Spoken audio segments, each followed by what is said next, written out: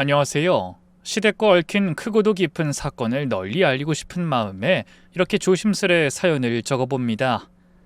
늘 다른 이들의 이야기를 들으며 마음으로만 공감하곤 했는데 막상 제 이야기를 글로 풀어내려 하니 보통 용기가 필요한 일이 아니더군요. 생생하게 전하는 것도 참 쉽지 않고요. 그럼에도 불구하고 마음을 다해 쓰고 다듬어 언젠가 썰밤 채널에 제 사연이다 성우님의 목소리로 울려 퍼지길 간절히 바랍니다. 그럼 시작하겠습니다. 저는 32살 무렵 믿고 의지하던 지인의 소개로 한 남자를 만나게 되었습니다. 평소에도 신중하고 사람 보는 눈이 확실한 분이었기에 저 역시 진지한 마음으로 그 만남에 임했죠. 첫인상부터 그 남자는 조용하고 묵직한 사람이었습니다. 말수가 적었지만 가끔은 능청스럽게 던지는 농담으로 어색한 분위기를 풀어내는 센스도 있었고요. 조용한 듯 하면서도 묘하게 사람을 끌어당기는 매력을 지닌 사람이었습니다. 신뢰할 수 있는 지인의 소개였기에 저도 마음을 열고 여러 번 만나보기로 결심했어요. 다행히 그 사람도 저에게 호감을 느꼈는지 먼저 연락을 이어오며 꾸준히 만남을 이어가고 싶다고 했습니다. 그렇게 저희는 한 달이 넘는 시간 동안 천천히 서로를 알아가며 데이트를 했고 자연스럽게 연인 사이로 발전하게 됐죠. 저희 두 사람은 특별할 것 없이 평범한 연애를 했지만 그 속엔 때때로 따뜻하고 특별한 순간들이 스며 있었습니다. 계절이 두 번 바뀌는 동안 함께 울고 웃으며 시간을 쌓았고 결국 결혼이라는 결정을 내리게 됐습니다. 주변 친구들의 연애와 비교해도 비슷한 흐름이었기에 더더욱 안정적으로 느껴졌던 것 같아요. 양가 부모님과는 연애하는 동안 자주 왕래하며 인사를 드렸기에 결혼 승낙도 단번에 받을 수 있었습니다. 시아버님은 배려심 많고 온화하신 분이셨어요. 말씀 한마디 한마디에 사람을 편안하게 해주는 인품이 있으셔서 너무 좋기도 하고 의지가 되더라고요. 하지만 시어머님은 좀 달랐습니다. 연애할 땐 큰 갈등 없이 무난했지만 결혼 후엔 시모의 본 모습이 서서히 드러나기 시작했죠. 내 아들이 왜 이렇게 말랐냐? 결혼하자마자 살이 이렇게 빠진 걸 보니 속이 상하네. 어머님, 저희 요즘 같이 운동도 하고 식단도 조절하고 있어요. 보기 좋게 건강하게 살을 뺀 거예요. 뭐라고? 보기 좋게? 도대체 어디가 보기 좋다는 거야? 내 눈엔 뼈밖에 안 남았는데. 아니에요. 이 근육도 붙고 더 건강해졌어요. 한번 잘 보세요. 예, 내가 말랐다면 그냥 앞으로 신경 쓰겠다고 하면 될 거 왜 자꾸 토를 달아? 너네 말이 우스워? 아니면 내가 우스운 거냐? 남편이 결혼 후 다이어트를 하며 뱃살이 쏙 빠졌는데 그걸 두고 시어머님은 절 다그치셨습니다. 불같이 화를 내시는 모습에 저는 얼른 고개를 숙이고 죄송하다고 했습니다. 어머님 죄송해요. 제가 눈치가 없었네요. 그걸 이제야 알았니? 넌 하는 행동을 보면 남 이야기는 안 듣고 네 생각만 앞서는 애야. 그런 습관은 고쳐야 해. 귀를 열고 남의 말을 들을 줄 알아야 결혼 생활도 배우고 인생도 배워가는 거야. 네, 어머님 명심하겠습니다. 그날 이후로 시어머님의 훈계는 잦아졌습니다. 제가 살림하는 방식이 마음에 들지 않으셨는지 사소한 일에도 지적을 하셨고 집안일은 여자 몫이라며 하나부터 열까지 가르치려 드셨습니다. 남녀가 분담하는 게 맞다 생각했지만 시어머님 성격을 겪어보니 함부로 말대답했다간 더 큰 갈등으로 번질 것 같아 속이 끓어도 겉으론 고개를 끄덕이며 알겠습니다 어머님 하고 넘기곤 했죠. 그래도 다행히 남편은 살림을 함께 나눠해주는 사람이었습니다. 저 역시 결혼 후에도 직장을 계속 다녔기 때문에 자연스레 같이 고생하는 만큼 집안일도 나누자 하고 서로 합의했죠. 결혼 후 처음 맞는 시어머니의 생신이 다가왔습니다. 마침 그날은 평일이라 제가 따로 음식을 준비하지 못했고 저녁에 시부모님을 모시고 외식을 하기로 했습니다. 한 달 전부터 예약해둔 입소문 자자한 한식 코스 요리집이었어요. 어머님, 아버님, 음식 괜찮으세요? 여기 한 달 전에 간신히 예약한 곳이에요. 방송에도 나온 맛집이라 해서요. 시아버님은 흐뭇하게 웃으시며 고개를 끄덕이셨습니다. 그래야 아주 맛있구나. 셰프가 텔레비전에도 나왔다며. 그래서 그런지 음식이 정갈하고 맛도 훌륭하네. 우리 며느리가 제대로 효도했구먼. 하지만 시어머니는 젓가락을 탁 소리나게 내려놓으며 말을 가로막으셨습니다. 이게 맛있다고? 당신 입맛이 왜 이래? 이런 건 내가 집에서 얼마든지 만들 수 있어. 한식 코스라길래 기대했더니 접시는 쓸데없이 크고 음식은 쥐똥만큼 나오는데 이걸 먹고 배가 부르긴 하겠냐? 당신 왜 그래? 맛있게 먹고 있으면서. 배고파서 그냥 먹는 거야. 시장이 반찬이라는 말도 모르나? 야, 세기, 너 다음에 네 시아버지 생신 땐 이런 데서 때우리 하지 말고 네 손으로 직접 차려드려라. 알겠어? 맛있는 음식도 시어머니의 날선 말 한마디에 그만 목구멍에서 걸리는 듯 했죠. 저는 고개를 끄덕이며 작게 대답했습니다. 네, 어머님, 알겠습니다. 식사가 끝나갈 무렵 저는 조심스럽게 준비해온 선물을 꺼내어 내밀었습니다. 어머님, 아직 끝난 게 아니에요. 여기 선물입니다. 시어머니는 힐끗 선물을 바라보더니 입꼬리를 올리는 대신 혀를 끌끌 찼습니다. 그런 게 있으면 진작 줘야지. 맛도 없는 밥 다 먹고 나서 해주는 거냐? 뭔데? 뭐 비싼 거야? 아니에요. 비싸진 않지만 정성껏 골랐어요. 스카프 하나 샀어요. 백화점에서 2시간이나 돌아다니면서 어머님께 어울릴 만한 걸로 골랐어요. 한번 해보시겠어요? 시어머니는 포장을 풀더니 스카프를 꺼내보며 코웃음을 치셨습니다. 에게, 겨우 스카프! 색깔 봐라. 칙칙하니 딱 할망구들이 하고 다니는 색깔이네. 그 모습을 보고 옆에서 시아버님이 웃으며 덧붙이셨습니다. 예쁘기만 하구만. 당신한테 아주 잘 어울려. 뭐? 그럼 당신 눈엔 내가 할망구처럼 보인다는 거야? 아니, 며느리가 나이에 맞게 잘 골랐다는 거야. 당신 왜 그리 예민하게 받아들여? 당신 지금 난 무시하는 거지? 그러니까 며느리도 날 이렇게 얕잡아 보는 거 아니야? 말 좀 가려서 해. 오늘 생일이니까 내가 지는 걸로 하자. 그래, 당신 아직도 팔팔한 마흔 같다. 됐지? 엎드려 절받는 기분이거든? 됐고, 다 먹었으면 일어나. 결국 시어머니는 식사도 선물도 마음에 들지 않는다는 말만 남긴 채 먼저 자리를 털고 일어나 집으로 돌아가셨습니다. 저는 남겨진 빈 접시를 바라보다가 씁쓸하게 자리에서 몸을 일으켰습니다. 제가 시어머니의 눈에 들지 못하는 행동이 많았던 걸까요? 시간이 지날수록 그분의 불만은 마치 찬장 속 묵은 장처럼 차곡차곡 쌓여갔습니다. 처음엔 한 달에 한 번 정도 신혼집에 오시더니 어느 순간부턴 일주일에 한 번씩 꼭 들르셔서 하나하나 살림을 들춰보며 불편한 기색을 감추지 않으셨죠. 아유, 냄새. 이건 뭐 현관에 쓰레기를 아예 모셔두고 사는구나. 이 냄새 나는 걸 대체 언제 치울 셈이니? 제때제때 버려야지. 이렇게 쌓아두면 되겠냐? 그 말에 남편이 눈치 없이 툭 내뱉었습니다. 엄마, 그건 내가 버리는 거야. 까먹고 못 버렸네. 그 말이 떨어지자마자 시어머니의 얼굴이 확 굳었습니다. 뭐라고? 네가? 쓰레기 담당이라고? 내가 널 어찌 키웠는데 이제 와서 네 손으로 쓰레기를 치우고 다닌다 이거냐? 아니, 엄마, 요즘은 다 이렇게 해.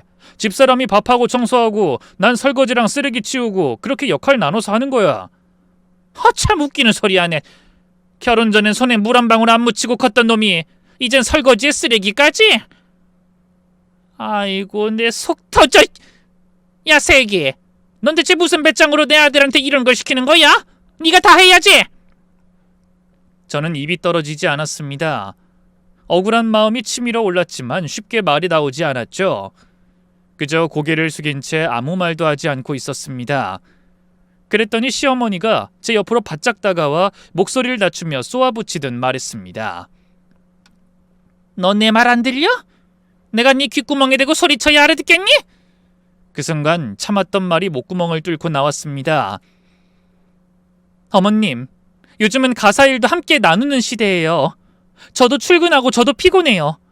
같이 사는 사람이니 같이 해야죠. 시어머니의 눈이 부릅 떠졌고 입에선 날선말이 터져나왔습니다. 뭐라고? 세상이 바뀌었다고? 그게 너희 둘만의 세상에서나 그렇지? 시어미 말이면 그냥 고개 숙이고 네 하고 들으면 되는 거야. 그리고 우리 아들이 너보다 훨씬 잘 보이잖아. 그럼 당연히 네가 살림을 도맡아야지, 안 그래? 사실 남편은 시아버지 회사에서 일하고 있었고 월급도 저보다 많았습니다. 하지만 그게 어찌 가사 분담과 연결되는 논리인지 이해할 수 없었죠. 제가 참지 못하고 조심스럽게 말했습니다. 어머님, 너무 심하게 말씀하시네요. 가사 분담 하나 가지고 예물 예단 얘기까지 꺼내시고 부모님까지 언급하시는 건 그건 좀 아닌 것 같아요. 저희 부부끼리 잘 맞춰가며 살고 있어요. 그 말에 시어머니는 얼굴이 붉게 달아오르며 분노를 터뜨리셨습니다. 그건 네 생각이고 내가 보기엔 내 아들 들들 볶고 부려먹는 것처럼 보여. 그러니 앞으로 내 눈에 거슬리는 짓 하지 마. 쓰레기도 네가 버리고 집안일도 네가 다 해. 알았어? 우리가 손해보는 결혼했으니까 네가 희생하라고! 그 순간 마음 깊은 곳에서 쓴물이 올라왔습니다. 차마 눈물은 보이고 싶지 않았지만 억눌린 숨이 목을 막고 있었습니다. 그런데 정작 그 자리에 있던 남편은 아무 말도 하지 않았습니다. 그저 고개를 숙인 채 아무것도 듣지 못한 사람처럼 가만히 앉아있기만 했습니다. 서운한 마음이 너무 커져서 결국 남편에게 조심스레 말을 꺼냈습니다. 내 편이 되어주길 바랬지만 돌아온 대답은 차디찼습니다. 엄마가 꼭 틀린 말을 한 건 아니잖아. 당신네 집 사정 때문에 혼수도 거의 싼 걸로 했고 예단도 없었잖아. 뭐라고? 그럼 당신도 나랑 결혼한 걸 손해봤다고 생각하는 거야? 내가 더 희생해야 하는 결혼이었단 뜻이야? 남편은 한숨을 내쉬며 고개를 돌렸습니다. 그게 아니라 그냥 엄마 말이 사실이라는 거야. 와, 대단하다. 당신 어머님 말씀 참 잘 새기고 사는구나. 아예 등짝에 새겨놓지 그래? 말꼬리 잡지 마. 난 그냥 있는 그대로 말한 거야. 그 순간 마음이 철썩 내려앉는 느낌이 들었습니다. 이 사람도 어머님도 결국 한편이었구나. 그날 이후로 저는 남편에게 냉랭하게 굴었습니다. 식사도 말없이 눈길도 피하며. 근데 놀랍게도 남편은 똑같이 아무 말도 하지 않았습니다. 제 눈을 피했고 말 한마디 붙이지 않았죠. 결혼 전 늘 다정하고 살뜰하던 그 사람은 온데간데 없었습니다. 내가 착각했던 걸까? 사랑이라고 믿었던 감정은 어쩌면 내 목만큼만 존재했던 건지도 모르겠습니다. 일주일 가까이 서로 입을 닫고 지내다가 결국 제가 먼저 말을 꺼냈습니다. 이제 좀 그만하자. 언제까지 이럴 건데? 언제까지 나 없는 사람처럼 지낼 거냐고. 남편은 팔짱을 낀 채 비웃듯 말했습니다. 이제 와서 아쉬운가 보네. 왜? 뭐 나한테 이혼이라도 당할까봐 겁나? 뭐라고? 이혼? 지금 그걸 말이라고 해? 엄마가 그러시더라. 말없이 버티고 있으면 당신이 먼저 말 걸 거라고. 역시 엄마 말이 틀린 법이 없어. 당신 나 같은 남자 놓치기 싫으면 똑바로 잘해.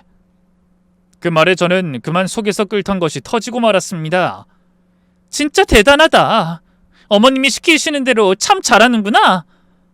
와, 이 정도면 효자상 줘야겠어. 남편이 아니라 어머님 아바타 같다고 당신. 그렇게 말할 거면 그냥 말을 하지 마. 그렇게 또 말은 막혔습니다. 이런 갈등은 그 뒤로도 자주 반복됐습니다. 부부 사이의 싸움이야 있을 수 있다고 생각했지만 늘 먼저 손 내미는 건 저였습니다. 단 한 번도 남편이 먼저 사과한 적은 없었죠. 연애할 땐 전혀 몰랐던 모습이었습니다. 가면을 벗은 진짜 얼굴을 마주한 듯한 배신감에 마음 한구석이 서늘해졌습니다. 결혼한 지 고작 1년. 하지만 어느 순간부터 저희 부부는 신혼이라는 단어와는 어울리지 않는 사이가 되어 있었습니다. 스킨십은커녕 퇴근 후 나누는 다정한 대화 한마디조차도 점점 사라졌고 남편은 집안일엔 손도 대지 않았습니다. 퇴근 시간은 점점 늦어졌고 표정엔 늘 짜증이 어른거렸죠. 그날도 남편이 늦게 들어온 밤이었습니다. 현관문이 열리고 구겨진 셔츠에 피곤한 얼굴을 한 채 들어오는 그 사람에게 조심스레 말을 붙였죠. 여보, 요즘 많이 늦네? 회사 일이 갑자기 바빠진 거야? 남편은 신발을 벗으며 퉁명스럽게 내뱉었습니다. 회사 일까지 당신이 왜 궁금해해? 당신이 내가 뭘 하는지도 모르잖아. 그냥 요즘 당신 얼굴 보기가 힘들어서. 너무 늦게 들어오니까 걱정돼서 묻는 거야. 걱정? 그게 걱정이야? 당신 말투는 딱 따지듯이 들려. 왜 늦냐, 뭘 했냐, 추궁하는 것처럼. 그런 의도 아니야. 나 아버님이랑 카톡 자주 하잖아. 며칠 전에도 그러시더라. 요즘 회사 바쁜 것도 아닌데 왜 늦게 다니냐고. 그 말에 남편은 얼굴을 찌푸리며 비웃듯 말했습니다. 그래? 아버지가 또 그랬어?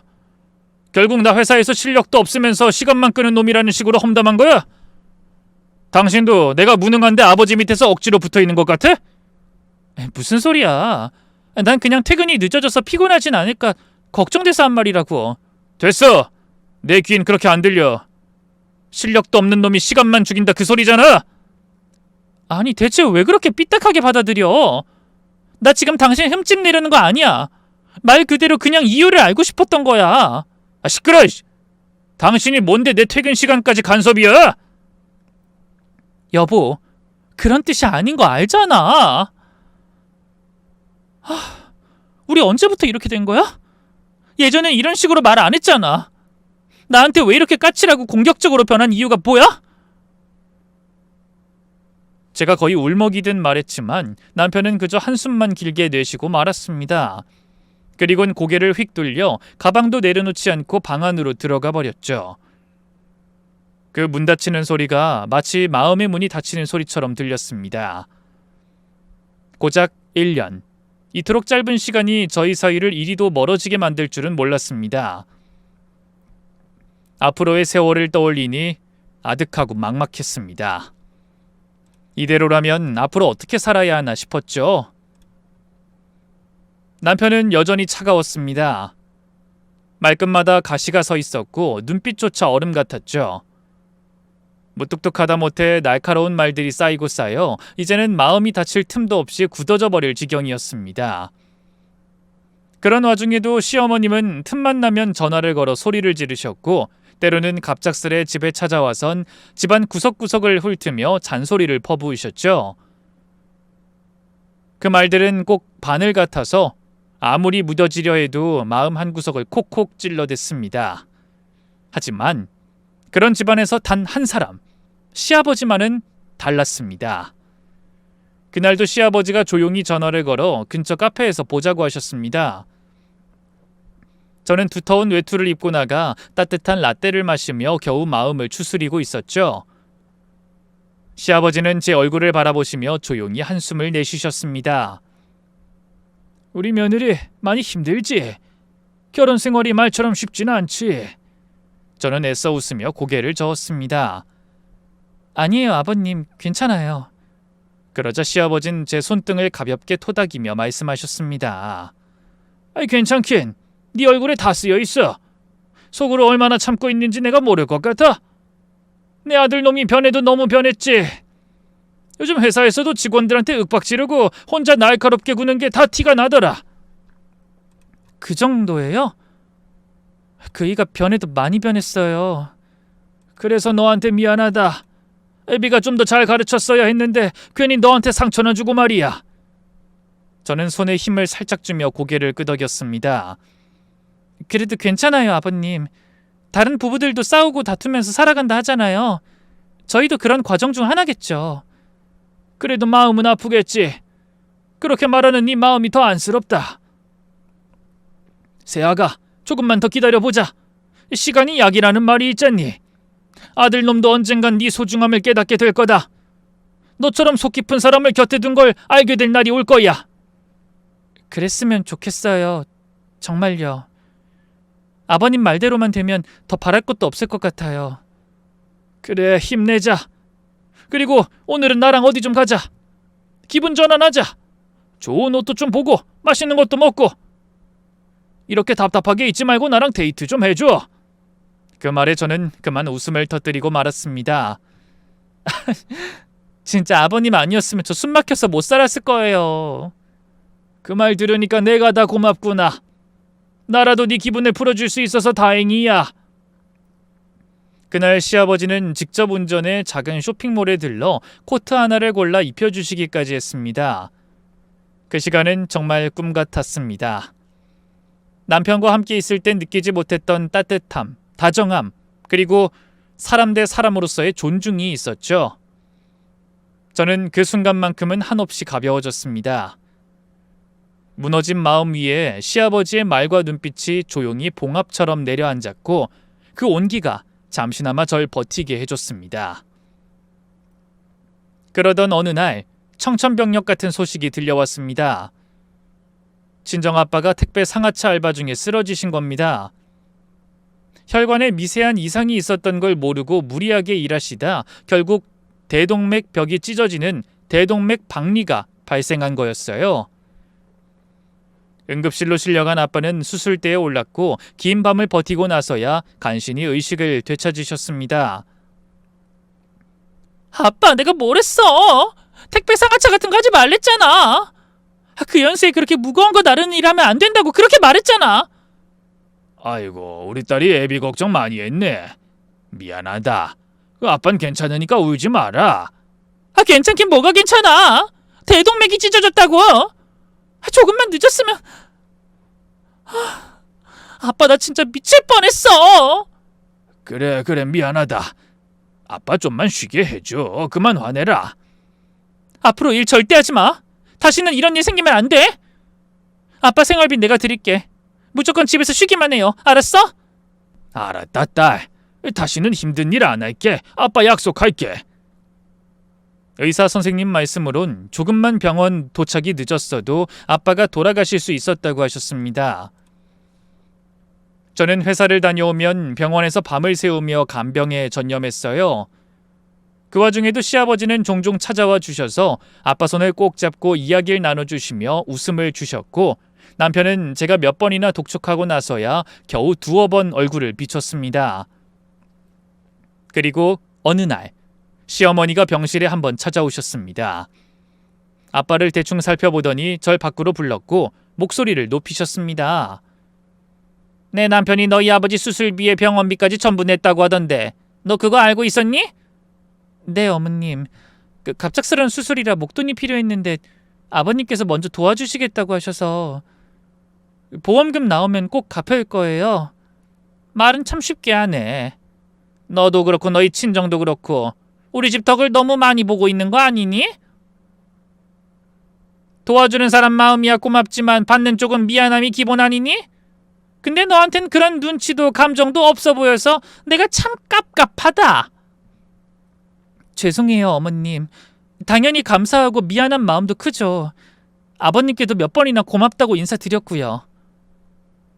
아버님한테는? 그래, 그 사람한텐 말했겠지. 그럼 나는? 너한테 난 뭐야? 없는 사람이야? 아니에요, 어머님. 계속 병원에만 있다 보니 찾아뵙지도 못하고 연락도 못 드렸어요. 정말 죄송하고 감사합니다, 어머님. 됐어. 엎드려 절 받는 것도 아니고. 근데 진짜 너 시집 잘 온 줄 알아야 돼. 세상에 어느 시댁이 사돈 병원비를 턱하고 내줘? 내가 말 안 해서 그렇지 그런 일 보통 아니야. 네, 어머님. 결혼 잘했어요. 정말 저도 감사히 생각하고 있어요. 시어머니는 병실에 계신 아빠를 힐끔 보곤 의례적인 안부와 한마디조차 없이 제게 쏟아내듯 쏘아붙였습니다. 저는 마치 무슨 큰 죄를 지은 사람처럼 연신 고개를 숙이며 죄송합니다, 감사합니다라고 반복하며 연신 고개를 숙였죠. 게다가 보험금이 지급되지 않는다는 걸 뒤늦게 알았어요. 여러 질병을 책임진다고 하는데 기준에서 벗어난다며 지급을 거절당했답니다. 그래서 시아버지께 병원비를 당장 갚지 못했답니다. 그 병원비 지원 이후 저는 완전히 약점을 잡힌 셈이었습니다. 시어머니는 그 일을 두고두고 들먹였고 남편은 마치 대가를 받은 사람처럼 저를 더 노골적으로 무시하기 시작했어요. 아빠가 퇴원하고 집으로 돌아가셨을 땐 이미 남편의 태도는 돌이킬 수 없이 굳어져 있었습니다. 집안일은 일절 손대지 않았고 퇴근 시간도 점점 늦어졌으며 집에서는 휴대폰만 붙들고 있거나 대답도 없이 방으로 들어가 버리곤 했죠. 제가 참다 못해 불만을 이야기하면 그 말은 꼭 시어머니 귀에 들어갔습니다. 그리고 전 불려나가 마치 사사로운 불평 한마디조차 허락되지 않는 죄인처럼 꾸중을 듣고 돌아와야 했습니다. 그렇게 1년이 흘렀습니다. 시간이 흐를수록 나아지긴커녕 갈등은 더 깊어졌고 마음은 점점 텅 비어갔습니다. 남편은 아예 저를 거들떠보지도 않았고 전 말 그대로 가정부 취급을 당했습니다.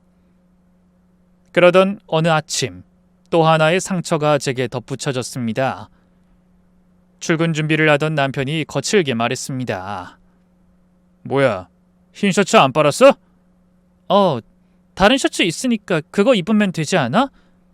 어제 늦게까지 일했잖아. 미처 못했어. 오늘 접대 있는 날이라서 흰색 입어야 한다고 며칠 전부터 말했잖아. 언제? 나 그런 말 못 들었는데. 남편은 헛웃음을 지으며 고개를 절레절레 흔들었습니다. 그리고는 싸늘한 눈빛으로 절 위아래로 훑더니 말했죠. 진짜 넌 제대로 해내는 게 하나도 없다. 됐어, 나가면서 하나 사입고 말지. 당신 셔츠 하나 빠뜨린 걸로 그렇게 화를 내는 거야? 나도 어제 야근했어. 나 혼자만 편한 거 아니잖아.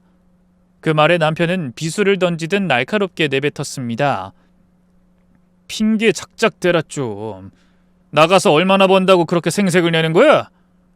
그래서 지금 집안일 대충 해도 된다는 거야? 그 말에 숨이 턱 막혔습니다. 제 마음이 심장 밑바닥까지 내려앉는 기분이었어요. 말문이 막혔지만 아침이고 출근해야 할 시간이었기에 아무 말도 하지 않고 조용히 밥상을 차려줬습니다.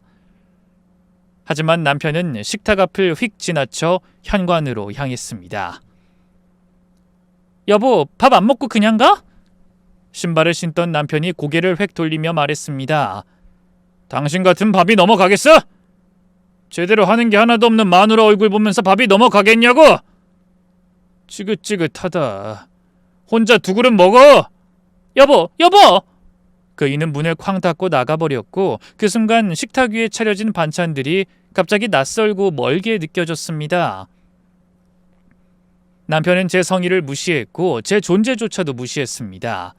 그리고 한 침대에서 사랑을 나눈 진 벌써 몇 달이 넘었답니다. 여러 가지로 부부의 문제가 많아서 걱정이 많았네요.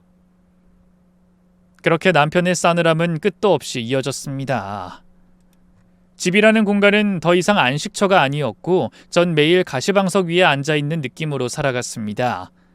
하지만 전 그래도 어떻게든 이 관계를 되돌려보고 싶었습니다. 한밤중 용기 내어 처음으로 애교 섞인 목소리로 다가가 봤습니다.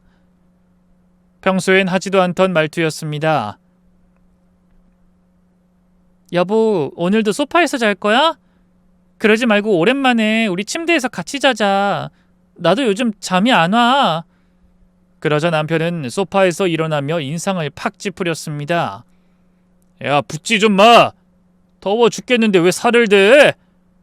그리고 너 냄새 나는 거 알아? 씻지도 않고 왜 들러붙어? 같이 사는 사람끼린 최소한의 매너가 있어야 되는 거 아니야? 그 말에 저는 충격을 받았고 참았던 눈물이 주르륵 흘러내렸습니다.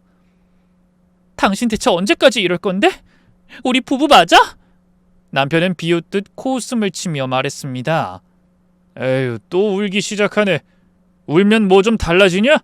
울면 뭐 예뻐 보이기라도 하냐? 못난 얼굴에 눈물까지 흘리니까 아주 더 가관이네. 당신 말 그렇게 할 거야? 예전엔 내가 세상에서 제일 예쁘다며.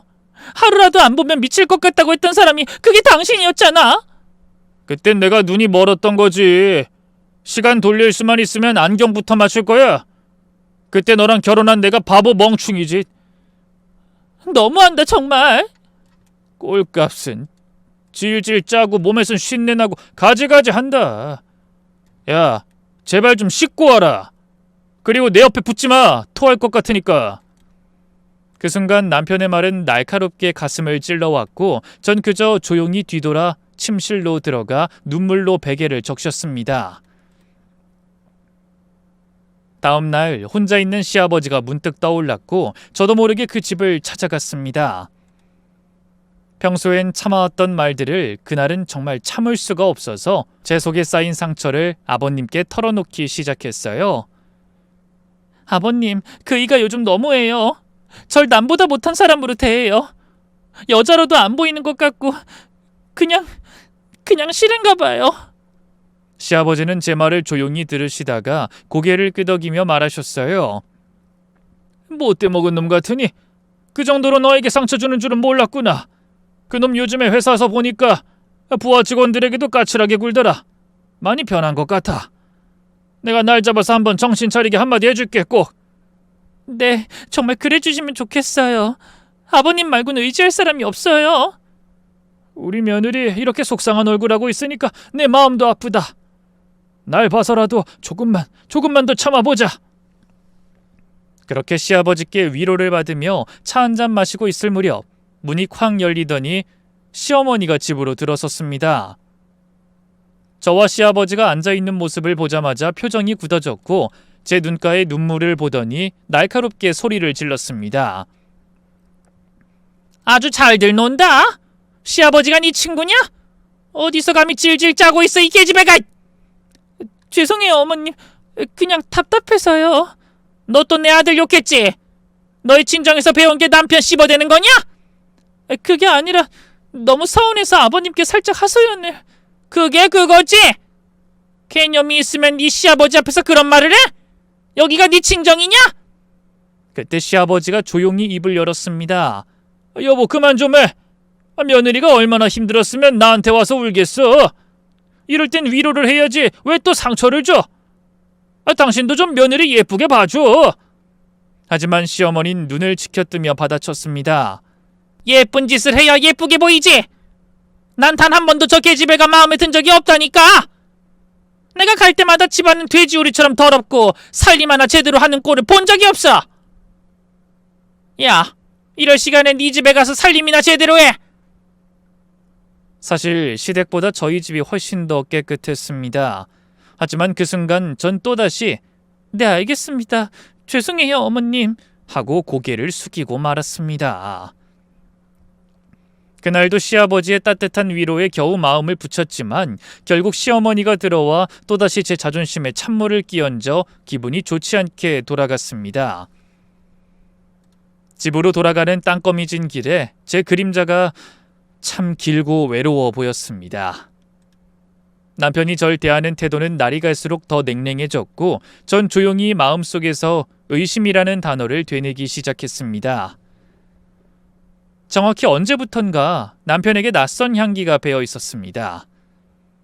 제가 익히 알고 있는 남편의 향수 냄새가 아니라 상큼하고 은근한 분명 여자에게서 날 법한 그런 향기. 하루는 못 참고 조심스럽게 말을 꺼냈습니다. 여보, 혹시 요즘 거래처에 여직원 있어? 남편은 핸드폰을 내려놓더니 얼굴을 찌푸리며 반응했습니다. 여자면 어때서? 남자면 또 어쩔 건데? 그걸 왜 묻는 건데? 설마 의심이라도 하냐? 아니 그냥 당신한테 여자 향기 나서 그래. 요즘엔 집에 와서 샤워도 안 하고 꼭 어디선가 씻고 오는 것 같잖아. 그 말에 남편은 갑자기 목소리를 높이며 쏘아붙였습니다. 사우나 갔다가 오는 건데 그걸 또 꼬투리 잡냐? 진짜 넌 도대체 어디가 끝이냐? 하나부터 열까지 따지고 들고 하는 말마다 지긋지긋하게 정 떨어지게 만들어. 겨우 향수 냄새 하나 말한 거야. 그걸로 이렇게까지 화낼 일이야? 당신 나랑 사는 게 그렇게 싫은 거야? 남편은 짜증을 감추지 않고 고개를 저으며 말했습니다. 또 시작이네. 그만해. 말 섞는 것도 싫다. 오늘은 네가 소파에서 자. 난 방에서 잘 테니까.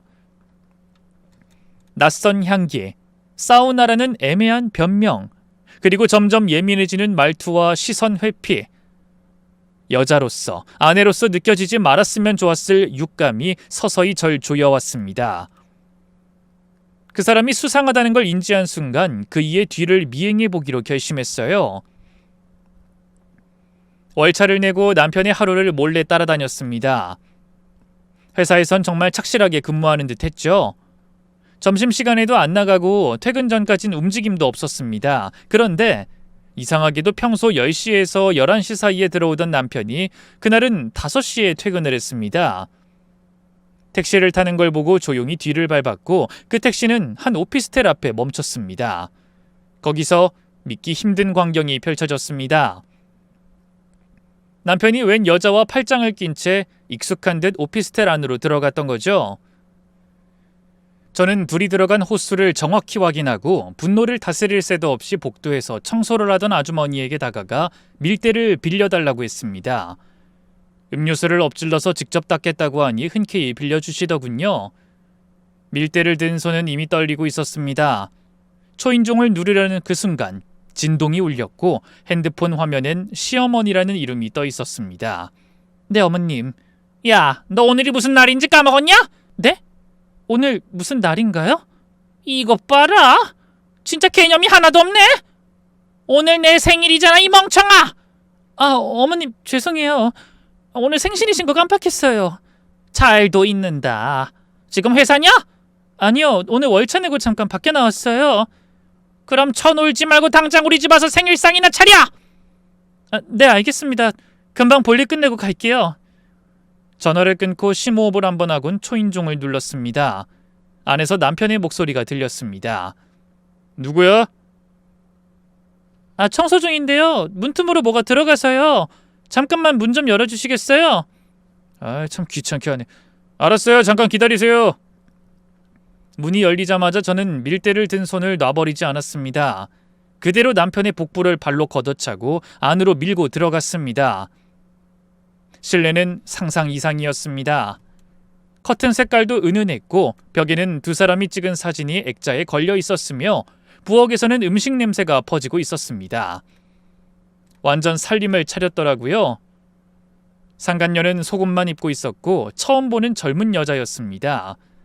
대충 봐도 나보다 한참은 어렸고 아직 씻지 않은 걸 보니 막 시작하려던 참이었던 모양입니다. 저는 더는 참을 수 없었고 밀대의 걸레 부분으로 남편의 얼굴을 강하게 문질렀습니다. 나쁜 자식! 날 그렇게 무시하더니 결국 이 짓거리 하고 있었냐? 젊은 여자랑 이딴 식으로 살림을 차려놓고 나한테 쉰내 난다더니 너 내 얼굴 볼 자격도 없어! 아이씨, 미쳤어? 더럽게 밀대로 뭐 하는 거야? 뭐긴 뭐야, 더러운 걸 닦고 있잖아. 오늘 너희들 내 손에 진짜 죽을 줄 알아. 저는 밀대를 상간녀의 얼굴에도 문질렀고 두 사람을 구석으로 몰았습니다. 상간녀는 속옷바람으로 오물이 묻은 얼굴을 감싸며 비명을 질렀고 남편은 어쩔 줄 몰라 도망칠 궁리만 했습니다. 좋냐? 어? 바람 피우니까 그렇게 좋았어? 이 미친 옆에 내가 지금 뭐 하는 거야? 아, 그래, 나 바람 피웠다. 예쁘고 어린 여자 만나니까 진짜 회춘하는 기분이거든? 그리고 어차피 너랑 이혼할 생각이었어. 너 지금 내 앞에서 이혼하자고 입을 열어? 지금 상황이면 넌 빌고 빌어도 모자랄 판이야, 이 더러운 놈아. 내가 왜 빌어야 하는데? 나같이 잘난 놈이 너 같은 쉰내나는 여자랑 살아온 게 기적인 거지. 못생기고 무식하고 하는 짓도 진짜 싸구려 같아. 그래? 그럼 더 싸구려처럼 두들겨 패줄게. 저는 밀대를 힘껏 휘둘렀습니다. 이제껏 참고 살던 모든 시간들이 손끝에 응축되어 터져나갔습니다. 그날 그 오피스텔은 전쟁터였고 저는 복수의 여신처럼 온몸으로 두 사람을 벌줬습니다. 상간녀가 소리를 꽥 지르면서 저에게 아! 이제 오빠가 왜 마누라 욕을 그렇게 하는지 알겠네. 생긴 대로 논다고 그 면상이랑 딱 어울리는 짓을 하냐? 라고 뻔뻔하게 말하더라고요. 둘이 딱 어울리네. 그래, 오늘 2판 4판 공사판이니까 제대로 맛 보여줄게. 그래서 두 사람을 제대로 응징하고 나서 옷을 입으라고 던져줬습니다. 지금 시댁에 가서 둘이 한 짓 다 전하고 나랑 당신 갈라서. 아이고, 내가 원하는 거네. 좋아, 가자고 까짓거. 두 불륜은 매우 당당하게 옷을 걸쳐 입더니 시댁으로 출발했고 저도 택시를 타고 시댁으로 향했어요. 동시에 도착을 해서 시댁 현관까지 올라갔습니다. 그리고 남편이 현관문을 열자 제가 등 뒤에서 발로 걷어차며 안으로 집어넣었답니다.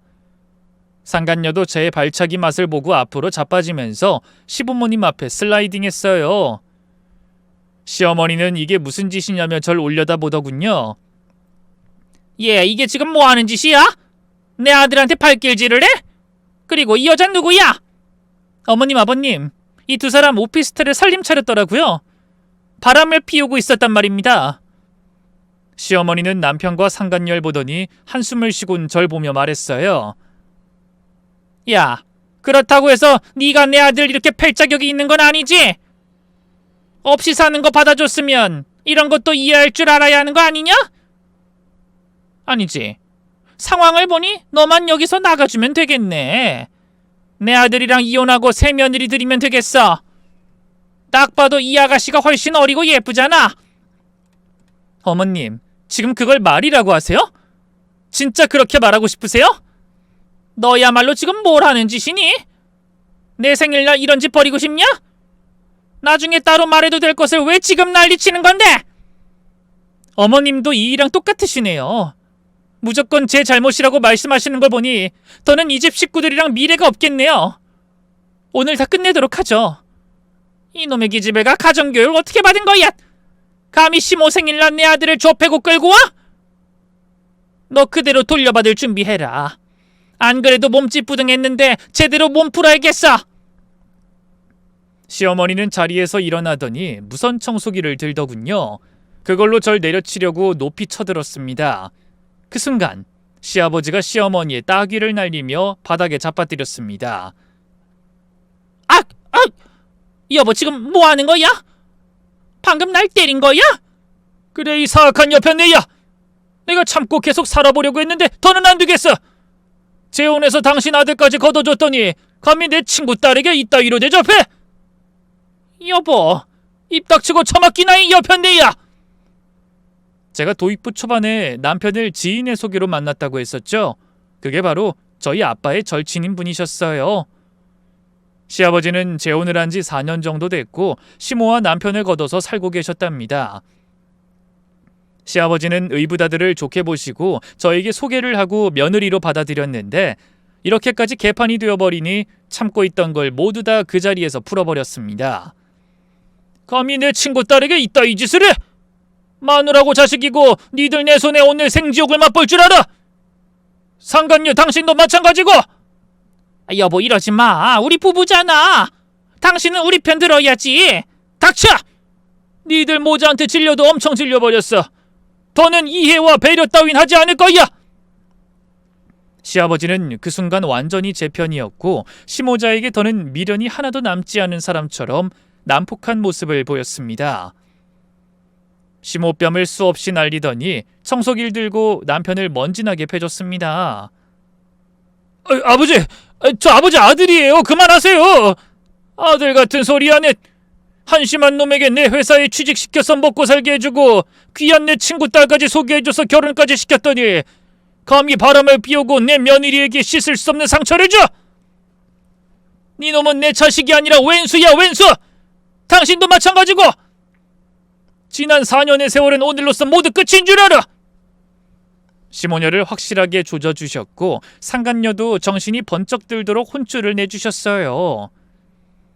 상간녀는 바닥을 기어 시댁에서 탈출했고 시모자는 하도 많이 맞아서 움직이지 못하고 바닥에 뻗어 앓는 소리를 내더니 기절했습니다.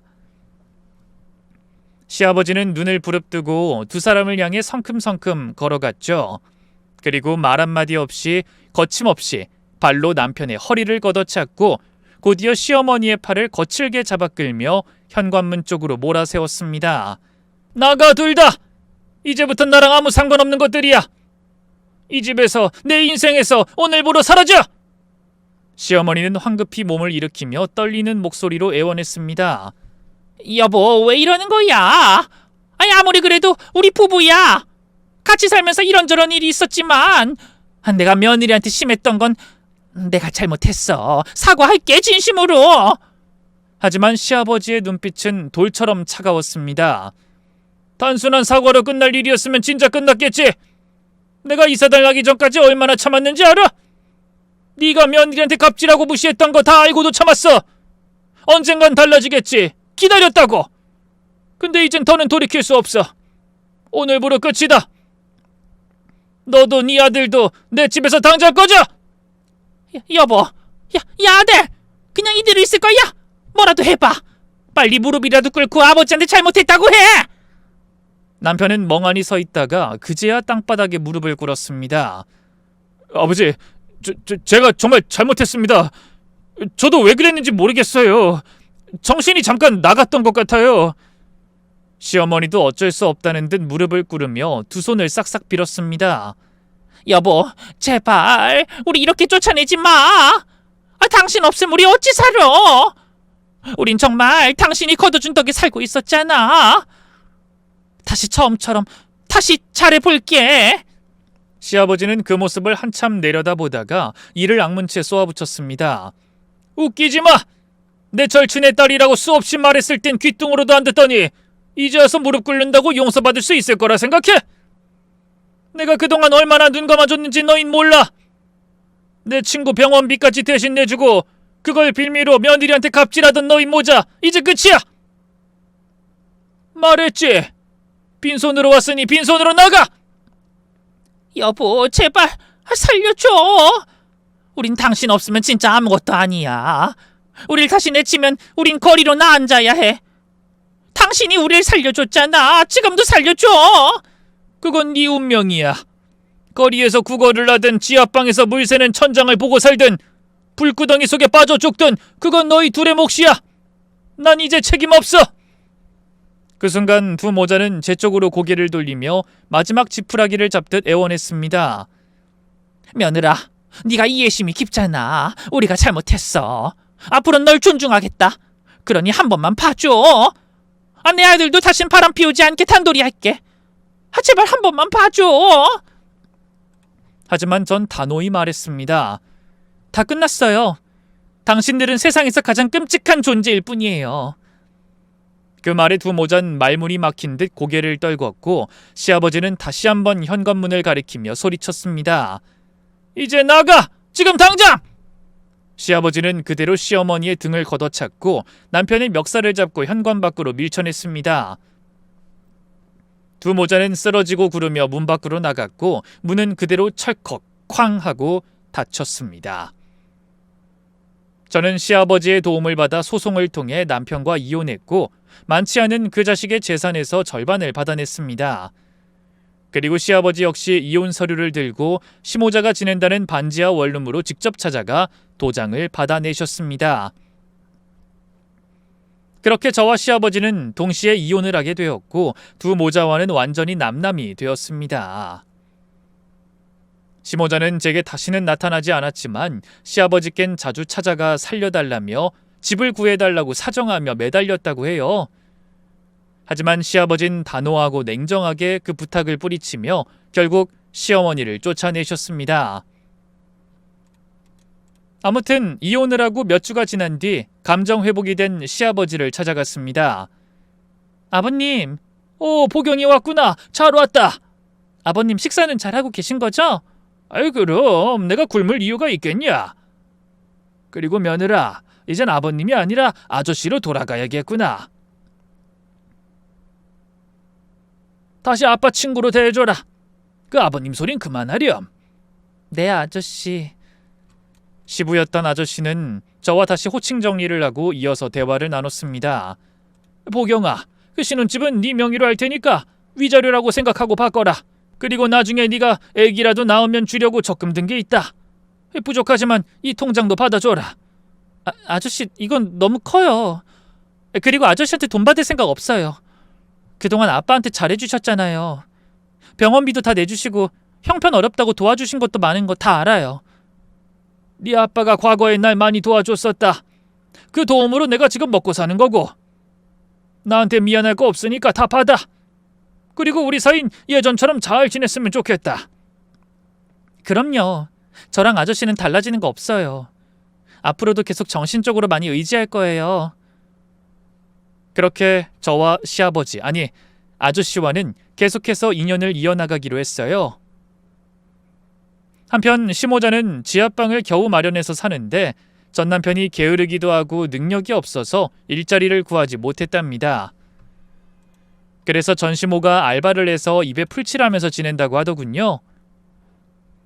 어느 날 아빠와 아저씨와 셋이서 맛집에서 식사를 하고 나오는데 전시모가 폐지를 줍고 있는 걸 봤어요. 전 그냥 지나치려고 하다가 궁금한 게 있어서 말을 걸었죠. 어머, 이게 누구야? 아주머니 안녕하셨어요? 너는? 내 전 남편이랑 사돈 어른까지 셋이 어딜 다녀오는 거니? 밥 먹으러요. 아주머니, 아들은 뭐하고 지내요? 상간녀 걔랑 잘 됐어요? 아유, 잘 되긴 뭐가 잘 되냐. 이혼당하고 회사에서 쫓겨나 백수가 된 놈을 거들떠보지도 않고 떠나더라. 그리고 아들 놈이 일은 안 하고 사업하겠다고 계획만 주구장창 세우고 있어. 돈도 없으면서 말이야. 아, 그러시구나. 그거 참 재밌네요. 아무튼 지하에서 오래오래 사세요. 지상으로 올라와서 팔자 피는 일은 절대로 없길 바라고요. 뭐? 너 너무하는 거 아니니? 너 때문에 내 꼴이 이렇게 됐는데.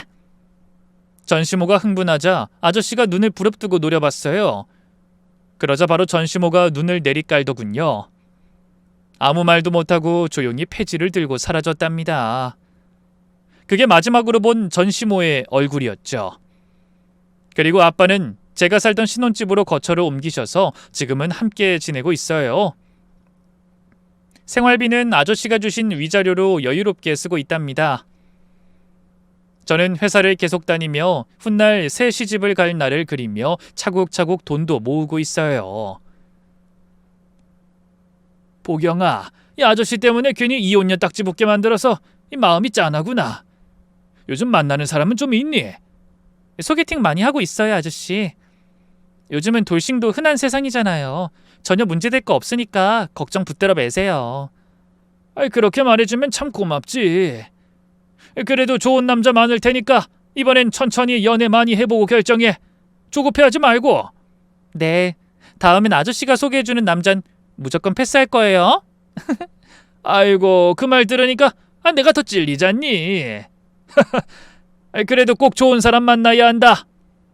나중에 너 시집 갈 때 이 아저씨가 혼수해줄게. 아싸! 아저씨 지금 그 말 약속하신 거예요? 말 바꾸기 없기예요? 물론 아저씨한테 혼수까지 받을 마음은 없어요. 그저 이 정이 고맙고 따뜻할 뿐이죠. 저와 아빠 그리고 아저씨는 요즘도 자주 왕래하며 정답게 지내고 있습니다. 저의 요지경 같은 시댁 사연은 여기서 마무리해야겠네요. 길고도 복잡했던 이야기가 결국 해피엔딩으로 끝나서 그나마 다행이에요. 참된 복수도 해냈고 상처도 다 아물고 있어요. 이야기를 끝까지 들어주셔서 감사합니다. 부디 이 글을 읽는 여러분께도 행복한 일이 넘치시길 진심으로 기도드릴게요.